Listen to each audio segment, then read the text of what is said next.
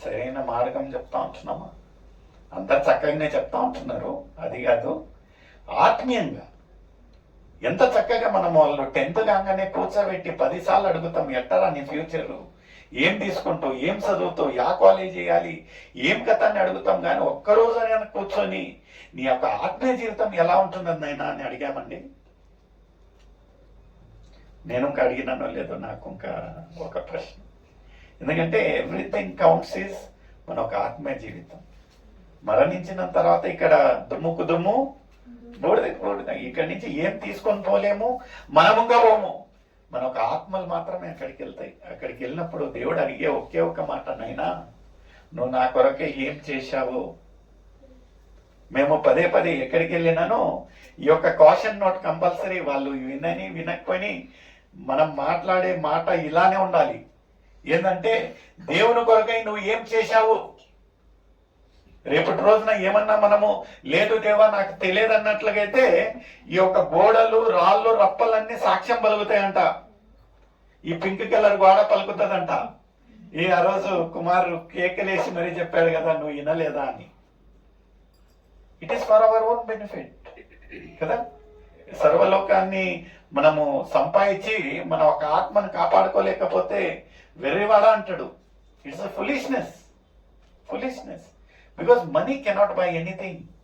మనం అనుకోవచ్చు డబ్బు ఉన్నట్లయితే ఒక రకానికి డబ్బు అవసరమే, బట్ అతి కాదండి. దేవుడు ఎంతవరకు ఒక భక్తుడు ఏమంటాడంటే, దేవా తక్కువ ఇచ్చి నిన్ను దూషించకుండా, ఎక్కువ ఇచ్చి నిన్ను మరచకుండా ఏ రోజుకో అంత తృప్తిగా నన్ను తృప్తిపరచు అంటాడు. ఎంత చక్కగా చూడండి, ఎంత చక్కగా. మనము ఈరోజు ఒక ఆత్మను పోగొట్టుకోనము, లేకపోతే ఒక వ్యక్తిని పోగొట్టుకోనము అంటే బాధ ఉన్నట్లయితే, ఆ ఉన్న వ్యక్తులు నశిస్తా ఉంటారంటే ఇంకా పెద్ద బాధ.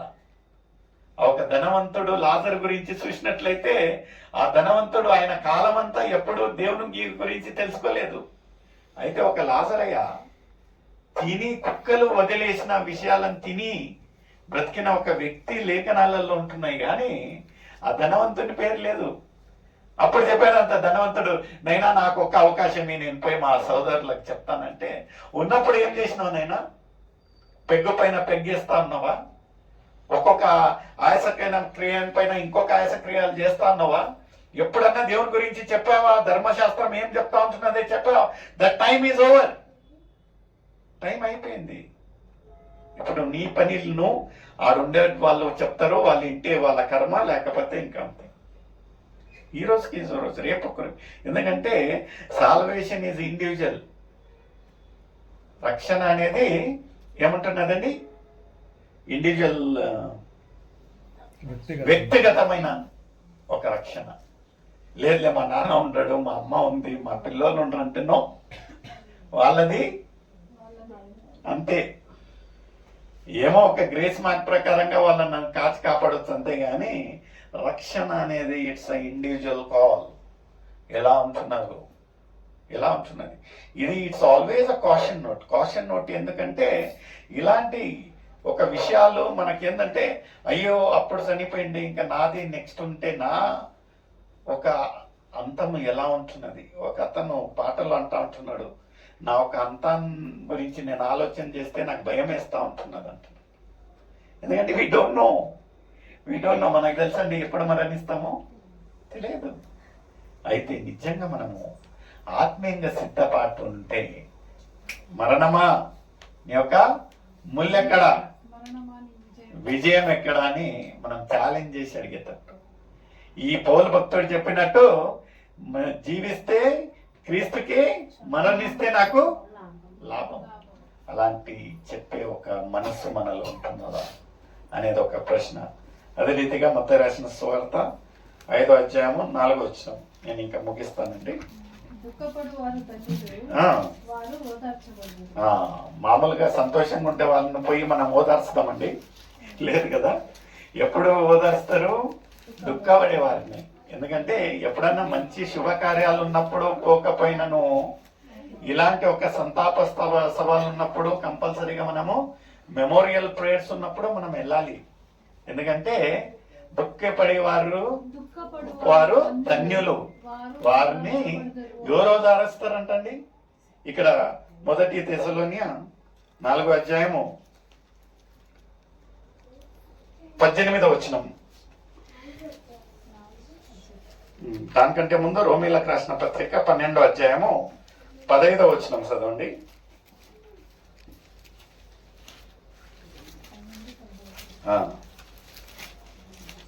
త్వరగా. సంతోషించు వారితో సంతోషించుడి, ఏడ్చు వారితో ఏడువుడి.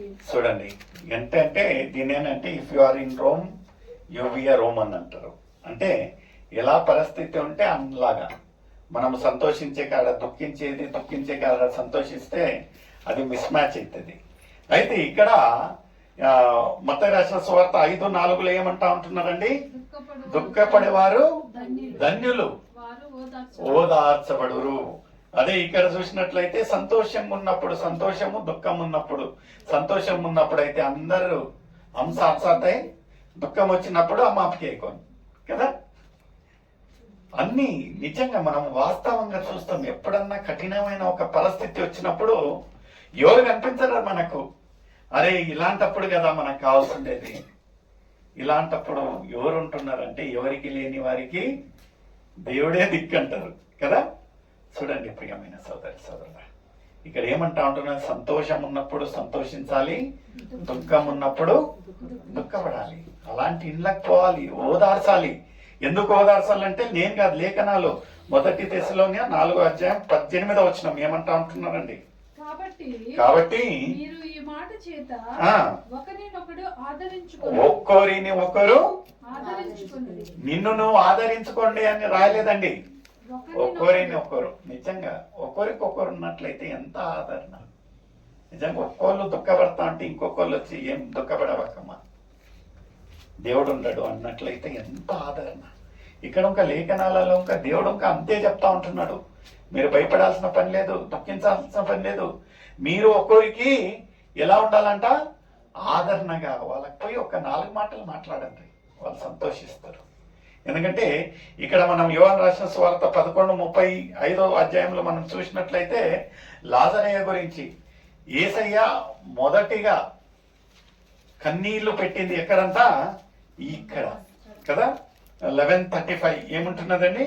యేసు కన్నీరు. ఎవరి కొరకై కన్నీరు ఏడ్చాడండి? లాజరు గురించి దుఃఖించాడంట. ఎందుకంటే వాళ్ళందరూ దుఃఖంలో ఉన్నారు.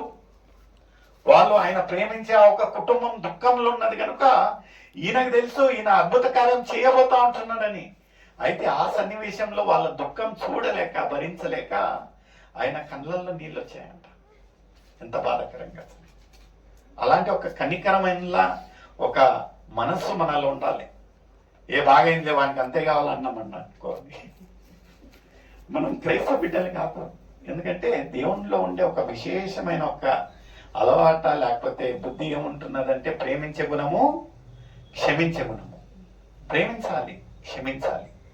ఎలా ఉంటున్నాం మనం దేవుని బిడ్డలు కనుక ఈ 2 క్వాలిటీస్ మనలో ఉండాలి. ఎందుకంటే నేను నిన్ను నా వలె నిన్ను సృష్టించాను. I have created you with my own image.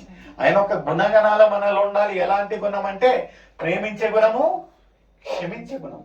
ఇక్కడ ఎవరు? యేసయ్యకు లాజర్కి ఏం సంబంధం? అయితే ఆయన కన్నీరు విడిచాడంట. ఎందుకంటే సంతోషంలో సంతోషము, దుఃఖంలో దుఃఖము. యేసయ్యకు తెలుసు ఆ ఇంట్లో ఒక లోటై ఉంటున్నది, బాధ ఉంటున్నది, రోదన ఉంటున్నది, బాధకరమైన ఒక సన్నివేశం ఉంటున్నదని ఆయన ఒక ఓర్వలేక కన్నీళ్లు పెట్టాడంట. చూడండి ప్రియమైన సోదరి సోదరు ఎలా ఉంటున్నది. అయితే మనకు ఒక ఆదరించే ఒక ఎంకరేజింగ్ వర్డ్ ఏముంటున్నదంటే ప్రకటనలు 21వ అధ్యాయము 4వ వచనం చూసి మనం ముగించుకుందామండి. ఆయన కన్నుల ప్రతి బాష్ప బిందువును తుడిచివేయును. 21వ అధ్యాయము 4వ వచనం చదవండి. ఆయన వారి కన్నుల ప్రతి బాష్ప బిందువును తుడిచివేయును. మరణము ఇక ఉండదు, దుఃఖమైనను, ఏడుపైనను, వేదనైనను ఇక ఉండదు. హల్లెలూయా. చూడండి, మనం దేని గురించి అయితే బాధపడతామో, దేని గురించి అయితే మనము శ్రమ పడతామో, వేదన ఉంటుందో అవన్నీ ఇంకా ఉండవంట. ఎందుకంటే everything as a full stop. దేవుడు మన ఒక ప్రతి కన్నీటిని తుడిచేవానిగా ఉంటుంది. ఆ ఒక పాట ఎంత చక్కటి పాట ఏంటంటే అది, చెదరిన వారిని బాగు చేయువాడని, గుండె చెదరిన వారిని బాగు చేయువాడని, వారి గాయములన్నిటూ కట్టుచున్నవారని, వారి గాయములన్నియు కట్టుచున్నవారని. దేవునికి స్తోత్రము గానము చేయుటయే మంచిది, అందరము స్తుతి గానము చేయుటయే మంచిది. నిజంగా ఒక చెదరిన, ఒక గాయము పన్న ఒక హృదయంతో మనం ఉన్నట్లయితే మనల్ని ఆదరించే ఒక యేసయ్య మనతో. హల్లెలూయా.